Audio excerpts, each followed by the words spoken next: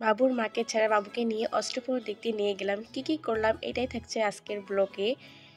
Hello everyone, সবাই কেমন আছেন? আশা করি সবাই ভালো আছেন, আমরাও অনেক ভালো আছি। সো বন্ধুরা, আমরা রেডি হয়েছি, আমরা আজকে অষ্টপ্রহর দেখতে যাব। এখানে হচ্ছে আমার ভাতিজি, আমার বোন, ওরাও রেডি হয়েছে। আমাদের বাসার সামনে পাড়ার মোড়ের ওখানে হচ্ছে একটা কৃষ্ণচূড়া ফুলের গাছ আছে, তো আমরা একদিনও আসতে পারিনি। তো ভাবলাম একটু তাড়াতাড়ি যাই, ওখানে একটু ছবি টবি তুলবো। যেখানে অনেকেই আমরাও একটু ভিডিও করলাম। তারপরে হচ্ছে আমরা একদিন সকালে আসবো এখানে ছবি তুলতে, কারণ সকালবেলা ছবি অনেক সুন্দর হয়। একটু পরে দেখছি মা বাবুকে নিয়ে চলে আসলো। অনেক কান্নাকাটি করছিল যে আমিও যাব।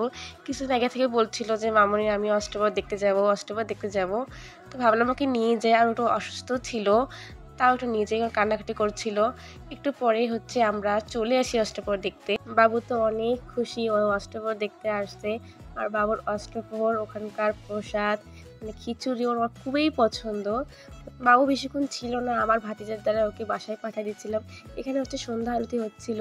তারপরে দেখার পরে একটু ঘোরাঘুরি করার পরে হচ্ছে আমার এক বোনের শ্বশুরবাড়িতে আমরা প্রসাদ নিয়েছিলাম। তো ভাবলাম এখানে একটু প্রসাদ খাই পাবলিকদের সামনে।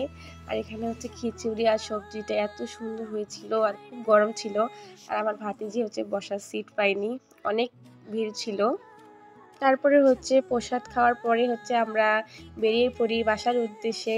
আর আমার একটা মামি হচ্ছিল আমাদের সঙ্গে, আর লাবণী হচ্ছে উপরে বসছে, আর আমরা অনেক মজা করছিলাম। আর ও একটু ভিডিও করছিল, আর ওকে বলছিল ওকে নাকি অনেক খারাপ লাগছিল। তারপরে হচ্ছে আমরা বেরিয়ে পড়ি। আর রাতের রংপুর দেখতে অনেক সুন্দর। কে বলতে পারবেন এটা কোন রোড দিয়ে আমরা যাচ্ছিলাম? তো ভিডিওটা কেমন লাগলো অবশ্যই কমেন্ট করে জানাবেন। নেক্সট ব্লগে দেখা হবে।